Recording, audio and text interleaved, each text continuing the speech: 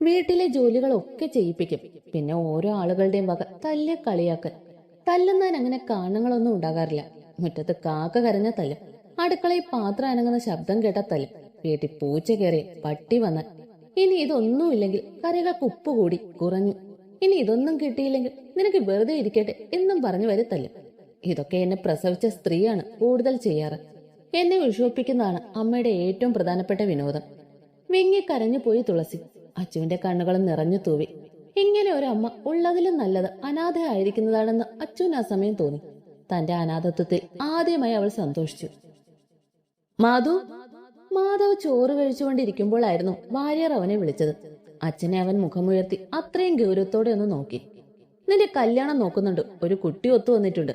നിന്റെ താല്പര്യം നോക്കി വാക്ക് കൊടുക്കാമെന്ന് കരുതുന്നു. ചോറിനുള്ള കറി വിളമ്പിക്കൊണ്ട് നിന്ന ജയയുടെ മിഴികൾ പെട്ടെന്ന് നിറഞ്ഞു. അവർ അനക്കറ്റതുപോലെ നിന്നുപോയി. എന്റെ കല്യാണക്കാരി ഓർത്ത് ഇവിടെ ആരും ആദ്യ പിടിക്കേണ്ട. അപ്പച്ചിയുടെ മകളെ മാത്രമേ ഞാൻ വിവാഹം കഴിക്കൂ. ഉറപ്പോടെ അവൻ പറഞ്ഞതും ജയയുടെ മിഴികൾ നിറഞ്ഞു തൂവി. ഭാര്യ അസ്വസ്ഥതയോടെ കണ്ണു കോർപ്പിച്ചു. പണ്ടെങ്ങോ നഷ്ടപ്പെട്ട കുഞ്ഞിനെ ഓർത്ത് നേരെ ജീവിതം പാഴാക്കരുത് ജയ്. മാധു, വെറുതെ സമയം കളയരുതെന്ന് ഞാൻ പറഞ്ഞിട്ടുണ്ട്. ഇനിയും കാത്തിരുന്ന് വേദനിക്കരുത്. അയാൾ കഴുപ്പ് നിർത്തി എഴുന്നേറ്റു. അപ്പച്ചിയുടെ മകൾ മരിച്ചിട്ടില്ല, ജീവനോടെ ഉണ്ട്. മാധവ് ഉറച്ച ശബ്ദത്തിൽ പറഞ്ഞത് വാര്യർ അവിടെ തന്നെ നിന്നുപോയി. എന്നാൽ ജിയ കുഴഞ്ഞു കസേരയിലേക്ക് ഇരുന്നു പോയി. അവരുടെ മിഴികൾ നിറഞ്ഞു തൂവി. പേര് ആതിര, 18 വയസ്സുവരെ അനാഥാലയത്തിലായിരുന്നു. ഇപ്പൊ ജോലി കിട്ടി, അവിടെയാണ് താമസം. അവളുടെ ജോലിസ്ഥലം കൂടി കണ്ടെത്തിയാൽ ഉറപ്പായും തിരികെ കൊണ്ടുവരും ഞാൻ അവളെ. വാര്യർ ആകെ വിയർത്തുപോയി. അയാളാണ് ആ കുഞ്ഞിനെ ഉപേക്ഷിച്ചത്. അതിന് പിന്നിൽ മറ്റൊരു കാരണം കൂടി ബാക്കിയാണ്. ജയയുടെ ജീവിതം തന്നെ തകർക്കാൻ കെൽപ്പുള്ള ആണി. എന്റെ മോള് സത്യാണോ? ജയ വിങ്ങലോട് ചോദിച്ചു. സത്യം. കുഞ്ഞിയെ എന്റെ പെണ്ണായി അപ്പച്ചി ആഗ്രഹിച്ച പോലെ ഞാൻ കൂടെ കൂട്ടും. ഇവിടെ ഈ വീട്ടിൽ നമ്മൾ എല്ലാവരും ഒരുമിച്ച് സന്തോഷത്തോടെ ജീവിക്കും. മാധു. വിറച്ചു പോയി ആ വൃദ്ധന്റെ വിളി. ഉള്ളം വിറയ്ക്കുന്നത് അയാൾ അറിഞ്ഞു. ആ കുഞ്ഞിന്റെ മരണമാണോ ഭഗവാനെ നീയും ആഗ്രഹിക്കുന്നത്? നെഞ്ചു പിടഞ്ഞ നോവോടെ അയാൾ ഓർത്തു. ആ സമയം അവർ അറിഞ്ഞിരുന്നില്ല അവൾ ഇന്ന് ഒരു ഡെവിളിന് സ്വന്തമാണെന്ന്. ജയ സന്തോഷം കൊണ്ട് മുഖം പൊത്തി കരഞ്ഞു. അവരിലെ അമ്മ മനം തന്റെ കുഞ്ഞിനെ ഒരു നോക്ക് കാണാനായി തുടിച്ചു. മാധവ് ഉള്ളിൽ ഗൂഢമായി പുഞ്ചിരിച്ചു. ഭാര്യ വിറയിലൂടെ തന്റെ വിയർപ്പ് പൊടിഞ്ഞ മുഖം അമർത്തി തുടച്ചു. എന്റെ കുഞ്ഞ്, ഈശ്വര, എങ്ങനെയാ ഞാൻ നന്ദി പറയണ്ടേ എന്റെ കണ്ണാ. ജയ ആകെ വല്ലാത്തൊരവസ്ഥയിലായിപ്പോയി. കഥ പറച്ചിലൊക്കെ കഴിഞ്ഞപ്പോഴേക്കും രാത്രി ഏറെ വൈകിയിരുന്നു. ഇതിനിടെ അച്ചു തുളസിയുടെ ജീവിതം കേട്ട് ഒരുപാട് കരഞ്ഞുപോയി. കറുത്ത നിറം ഇത്രയും ഒരാളെ വെറുക്കാൻ കാരണമാകുമോ എന്നവൾ വേദനയോട് ചിന്തിച്ചു പോയി. എന്താ ഇവിടെ? പെട്ടെന്ന് പിന്നിൽ നിന്നും കേട്ട ശബ്ദത്തിൽ ഇരുവരും ഞെട്ടിപ്പിടഞ്ഞുപോയി. അച്ചു പേടിയോടെ നോക്കിയതും വാതിക്ക നിൽക്കുന്ന ഡെറിയെ കണ്ട് അച്ചു ആശ്വാസത്തോടെ ഒന്ന് ശ്വാസം എടുത്തു വിട്ടു.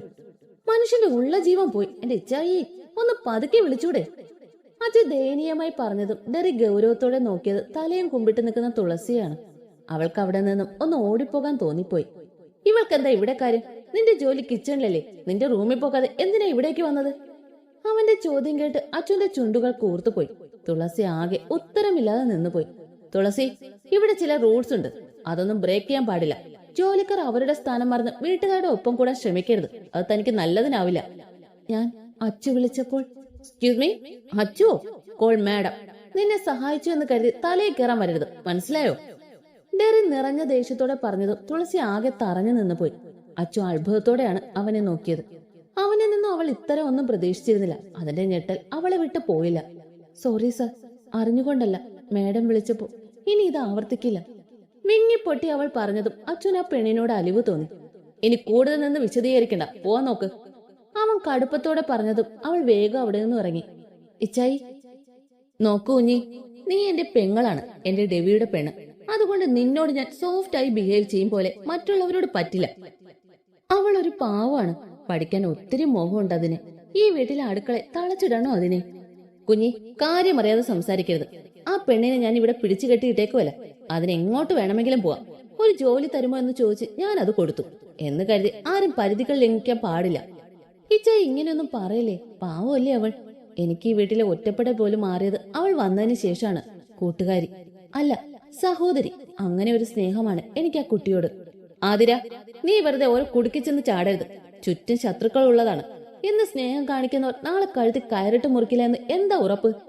ഇത് കേട്ട് അച്ഛന് സത്യത്തിൽ ദേഷ്യമാണ് വന്നത്.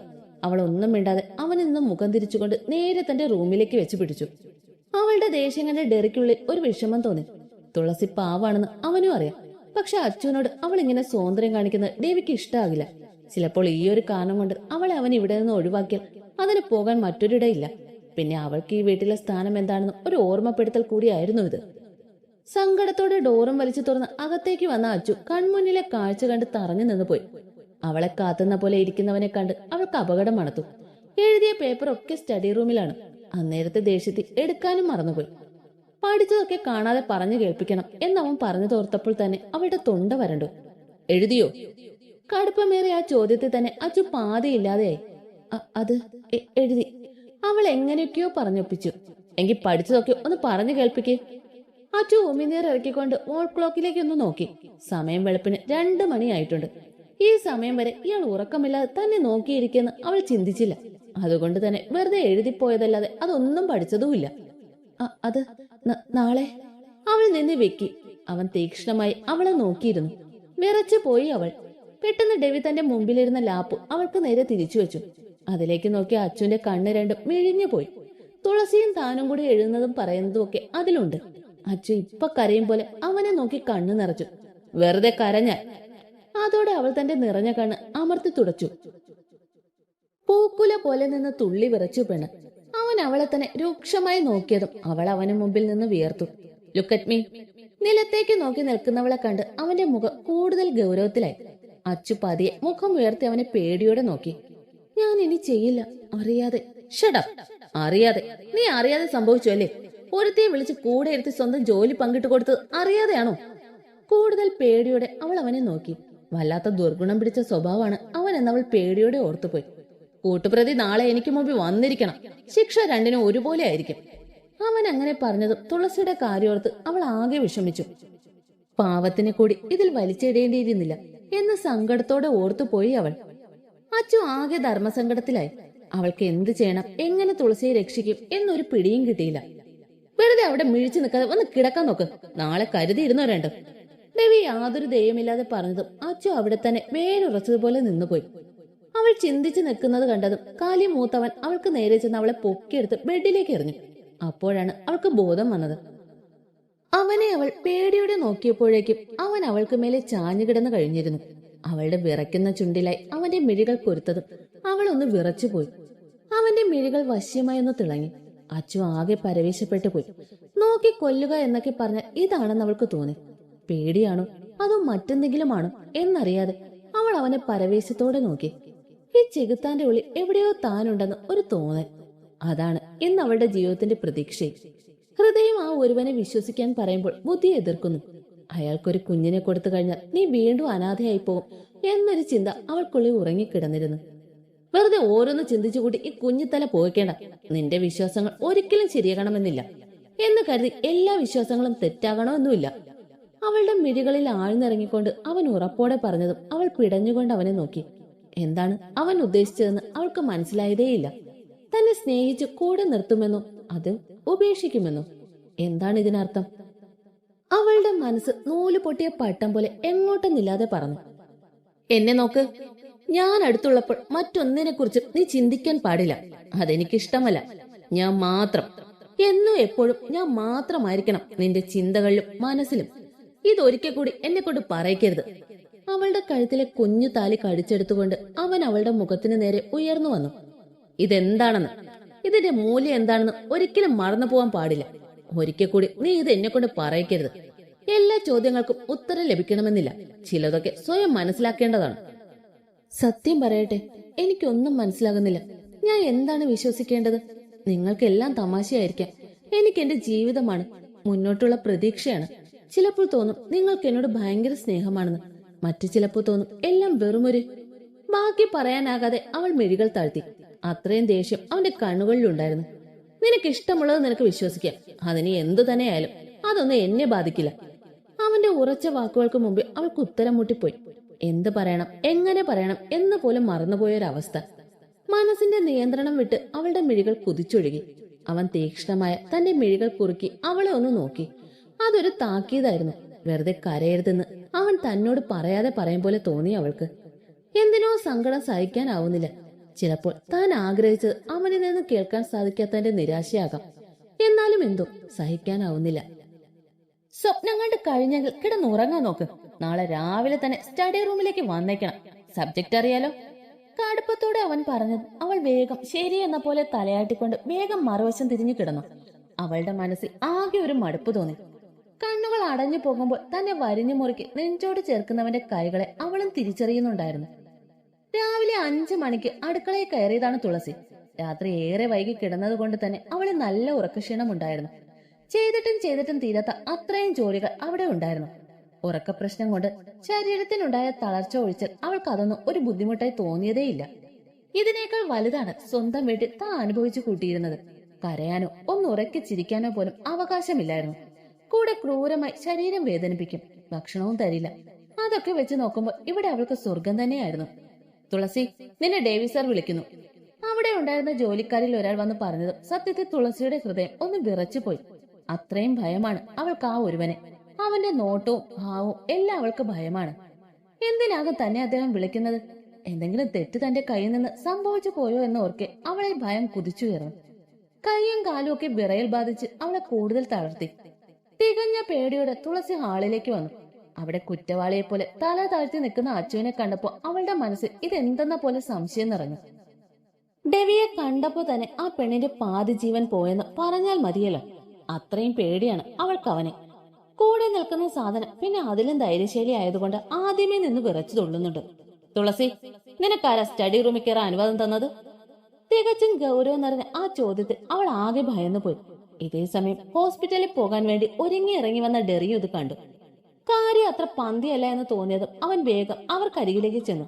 തുളസിയുടെ നിൽപ്പിനേക്കാൾ കഷ്ടമാണ് അച്ചുവിന്റെ അവസ്ഥ. ഡെവി, എന്താ ഇവിടെ എന്തെങ്കിലും പ്രശ്നമുണ്ടോ? ഡെറി കുറുകിയ മിഴികളോടെ തുളസിയെ നോക്കിക്കൊണ്ടായിരുന്നു ചോദിച്ചത്. ഞാൻ തുളസിയോടാണ് ചോദിച്ചത്. ഡെവി അത് ശ്രദ്ധിക്കാത്ത പോലെ തുളസിയോട് വീണ്ടും ചോദ്യം ഉയർത്തിയതും അവളുടെ മിഴികൾ നിറഞ്ഞു. അറിയാം, തെറ്റായിപ്പോയി. ഇനി ഒരിക്കലും ആവർത്തിക്കില്ല. പഠിക്കാനുള്ള ഇഷ്ടം കൊണ്ടാ ഞാൻ അച്ചു അല്ല മേഡം പറഞ്ഞപ്പോൾ. വിങ്ങി കരഞ്ഞുകൊണ്ട് അവൾ അങ്ങനെ പറഞ്ഞതും അച്ചു നിന്ന് വിതുമ്പിക്കരഞ്ഞു. ഡെവി കയ്യും കെട്ടി നിന്ന് ഇരുവരെയും ഗൗരവത്തോടെ നോക്കി. ഡെറിക്കും കാര്യങ്ങൾ ഇപ്പൊ മനസ്സിലായി. അച്ചുവിന്റെ സങ്കടം മൊത്തം തുളസി അവൻ എന്തെങ്കിലും ചെയ്യുമോ എന്നായിരുന്നു. ഡെവി, ഇനി ഇവളുടെ ഭാഗത്തുനിന്ന് ഇങ്ങനെയൊന്നും ഉണ്ടാകില്ല. നിന്നോട് ഞാൻ പറഞ്ഞിട്ടില്ലേ, കാര്യങ്ങളൊക്കെ മനസ്സിലാക്കി നിന്ന് നിനക്ക് കൊള്ളാം. വെറുതെ സ്വയം ഓരോന്നും ഉണ്ടാക്കി വെക്കരുത്. ഡെറി മുറുകിയ സ്വരത്തിലാണ് പറഞ്ഞത്. അച്ചു കരയുന്ന കാണുമ്പോഴാണ് അവന് കൂടുതൽ ദേഷ്യം വരുന്നത്. ആ ദേഷ്യം തുളസിയോട് അവൻ നന്നായിട്ടുണ്ടായിരുന്നു. മതി, എല്ലാവരും കൂടി എന്തിനാ വെറുതെ ആ പാവത്തെ പറയുന്നേ? ഞാൻ കാരണമാ ഇതൊക്കെ സംഭവിച്ചത്. അവളെ സഹായത്തിന് വിളിച്ചത് ഞാനാ. അതുകൊണ്ട് അതിനെ ഒന്നും പറയണ്ട. പാവം, പഠിക്കാനുള്ള കൊതിയുണ്ട് ആ പെണ്ണിന്. ഇച്ഛയിൽ നിന്ന് ഞാനിത് പ്രതീക്ഷിച്ചില്ല. തുളസിയെ വഴക്ക് പറയുന്നത് സഹിക്കാനാവാതെ ഡെറി കൂടെയുള്ള ധൈര്യത്തിൽ അച്ചു കരച്ചു നിർത്താതെ ഉറക്കെ പറഞ്ഞു. ഡെവിയെ അവൾക്കറിയാലോ, എന്തെങ്കിലും ഇഷ്ടക്കേട് പറഞ്ഞ് ചിലപ്പോ തന്നെ വലിച്ചു കീറി ഭിത്തിയിൽ ഒട്ടിക്കും. ഡെറി ഉണ്ടെങ്കിൽ ഒന്ന് പിടിച്ചു മാറ്റുമെങ്കിലും ചെയ്യുമല്ലോ. ആ ധൈര്യമാണ് പെണ്ണിന്. എന്നാൽ ആ നിമിഷം നിറഞ്ഞു പോയത് തുളസിയുടെ മിഴികളായിരുന്നു. ആദ്യമായി മറ്റൊരാൾ തനിക്ക് വേണ്ടി സംസാരിച്ചിരിക്കുന്നു. ഹൃദയം വെങ്ങിയ പോലെ സന്തോഷവും സ്നേഹവും തോന്നിപ്പോയി അവൾക്ക് അച്ചുവിനോട്. അച്ചു, നിന്നെ പോലെയാണോ അവൾ? ഓരോരുത്തർക്കും അവരുടേതായ സ്ഥാനമുണ്ട് അച്ചു. വെറുതെ നീ ഇവൾക്ക് വേണ്ടി വാദിക്കാൻ നിൽക്കരുത്. ഡെവിയുടെ മുറുകിയ മുഖം കണ്ട് ഡെറി വേഗം അച്ചുവിനോട് പറഞ്ഞു. തുളസി, നാളെ മുതൽ ആതിരയോടൊപ്പം സ്റ്റഡി റൂമിൽ ഉണ്ടായിരിക്കണം. ഡെവിയുടെ വാക്കുകൾ ഡെറിയെ അച്ചുവിനെ തുളസിയെ ഒരുപോലെ ഞെട്ടിച്ചു കളഞ്ഞു. തുളസി കണ്ണുകൾ നിറച്ച് അവനെ കൗതുകത്തോടെ നോക്കി. ആ ഒരുവനെ ഇപ്പോഴും ഗൗരവം മാത്രമാണ്. അവന്റെ നീലമിഴികളിൽ എന്തൊക്കെയോ ഒളിപ്പിച്ചു വെച്ചിട്ടുണ്ട് എന്ന് തോന്നി അവൾക്ക്. അത് നല്ലതോ ചീത്തയോ എന്ന് മാത്രം മനസ്സിലാക്കാൻ കഴിഞ്ഞില്ല. ഡെറി മറുത്തൊന്നും പറയാതെ ഹോസ്പിറ്റലിലേക്ക് പോയി. തുളസിക്ക് സന്തോഷം കൊണ്ട് കണ്ണ് നിറഞ്ഞു പോയി. അച്ചു ആണെങ്കിൽ ഇപ്പൊ തുള്ളിച്ചാടും എന്ന അവസ്ഥയിലാണ്. തന്റെ കൂടെ ഇനി തുളസി ഉണ്ടാകും എന്നോർത്തപ്പോൾ തന്നെ അവൾക്ക് ഒത്തിരി സന്തോഷം തോന്നി. ഡെവി പോയതും അച്ചു ഓടിച്ചെന്ന് തുളസിയെ കെട്ടിപ്പിടിച്ചു. അവൾ അച്ചുവിനെ നോക്കി മനോഹരമായി പുഞ്ചിരിച്ചു. എനിക്ക് വിശ്വസിക്കാനാകുന്നില്ല. എന്നെയും പഠിപ്പിക്കുമോ? കണ്ണുകൾ വിടർത്തി അവൾ ചോദിച്ചതും അച്ചു അവളെ നോക്കി കണ്ണു ചിമ്മി. അന്ന് ഉച്ചയ്ക്ക് തന്നെ തുളസിയുടെ അഡ്മിഷന് അവൾക്ക് പഠിക്കാനുള്ള പുസ്തകങ്ങളും ഡെവി ഏർപ്പാടാക്കി. അച്ചു പഠിക്കുന്നത് എന്തോ അത് തന്നെ തുളസിയും പഠിച്ചാൽ മതിയെന്ന് അവൻ പറഞ്ഞപ്പോൾ അവൾക്ക് സങ്കടമൊന്നും തോന്നിയില്ല. അച്ചു പഠിക്കാൻ അല്പം പുറകോട്ടാണെങ്കിൽ തുളസി വളരെ മിടുക്കിയായിരുന്നു. വൈകുന്നേരം അച്ചുവിന്റെ കൂടെ തുളസിയും ചെന്നു. ഡെവി രണ്ടാൾക്കും ഇരിക്കാനുള്ള ചേർച്ചുണ്ടി കാണിച്ചതും രണ്ടും അനുസരണയോടെ അതിലിരുന്നു. ആതിര, ഇന്നലെ തന്ന എംപോസിഷൻ എവിടെ? ഗൗരവത്തോടെ അവൻ ചോദിച്ചതും അവൾ വേഗം അവന് നേരെ ഒരു കെട്ട് പേപ്പറുകൾ എടുത്ത് നീട്ടി. അവനത് വാങ്ങി മേശയ്ക്ക് മുകളിൽ വെച്ചുകൊണ്ട് അവൾക്ക് നേരെ കൈകൊണ്ട് ആൻസർ പറയാൻ അവൻ ആംഗ്യം കാണിച്ചു. അച്ചു ഒരുവിധം തപ്പിപ്പിടിച്ച് എങ്ങനെയൊക്കെയോ ഉത്തരം പറഞ്ഞൊപ്പിച്ചു. രവി തുളസിയൊന്ന് നോക്കി. അച്ചു പറഞ്ഞതിനേക്കാൾ മനോഹരമായി അതേ ആൻസർ അവൾ പറഞ്ഞു കേൾപ്പിച്ചു. അച്ചു വായും തുറന്ന് അവളെ നോക്കി. രവി അച്ചുവിനെ രൂക്ഷമായി. നിനക്ക് തന്ന ജോലി കൃത്യമായി ചെയ്തിരുന്നെങ്കിൽ ഇങ്ങനെ തപ്പിപ്പറക്കി ഉത്തരം പറയേണ്ടി വരില്ലായിരുന്നു. തുളസി എഴുതിയ ഈ പേപ്പർ എനിക്ക് ആവശ്യമില്ല. അനുസരണക്കേട് കാണിച്ചതിന് പകരം 13, 14, 15 ഇത്രയും പട്ടിക എന്നെ കാണാതെ പറഞ്ഞ് കേൾപ്പിക്കണം നീ. അതുവരെ നിനക്ക് പറഞ്ഞു തന്ന അത്രയും ഭാഗം തുളസിക്ക് പറഞ്ഞു തരാൻ ഞാൻ. അച്ചു കണ്ണും തള്ളി അവനെ നോക്കി. അവൾക്ക് ഒട്ടും ഇഷ്ടമില്ലാത്ത കാര്യമാണ് ഈ പട്ടിക ചൊല്ലൽ. അവനാണെങ്കിൽ നഴ്സറി കുട്ടികളെ പഠിപ്പിക്കും പോലെ അതൊക്കെ അവളെ കൊണ്ട് എക്സ്ട്രാ വർക്കായിട്ട് പഠിപ്പിക്കും. ഞാൻ എന്താ നഴ്സറി കുട്ടിയാണോ? എന്റെ ടെസ്റ്റിൽ ഇതൊന്നും പഠിക്കാനില്ലല്ലോ, പിന്നെന്തിനാ ഞാനിപ്പോ ഇതൊക്കെ പഠിക്കുന്നേ? ഉള്ളിലെ സംഘർഷത്തിൽ അറിയാതെ അവളുടെ നാവിൽ നിന്ന് വീണുപോയി. രവി അവളെ രൂക്ഷമായി നോക്കി. തുളസിയാണെങ്കിൽ ഇവൾക്കിത് എന്തിന്റെ കേടായിരുന്നു എന്ന ഭാവമാണ്. Oh really? അപ്പൊ നീ നഴ്സറി കുട്ടിയല്ല എന്ന് നിനക്ക് തന്നെ അറിയാം. എന്നിട്ടാണോടി ഒരക്ഷരം മര്യാദയ്ക്ക് അറിയില്ലാത്തത്? മാത്സിന്റെ ബേസിക്സ് പോലും അറിയില്ല, ഹരിക്കാൻ അറിയില്ല, പട്ടിക അറിയില്ല, വലിയ സംഖ്യകൾ ഗുണിക്കാനും അറിയില്ല. പിന്നെ നിനക്ക് എന്തറിയാം? പഠിക്കുന്നത് ഒന്നിലും രണ്ടിലും ഒന്നും അല്ലല്ലോ. കോളേജ് സ്റ്റുഡന്റ് അല്ലേ? അതിന്റെ ഒരു ബുദ്ധിയെങ്കിലും കാണിക്കും. രവി പുച്ഛത്തോടെ പറഞ്ഞത് കേട്ട് അച്ഛൻ തുളസിക്ക് മുമ്പിൽ ആകെ നാണം കെട്ടതുപോലെ തല കുനിച്ചിരുന്നു.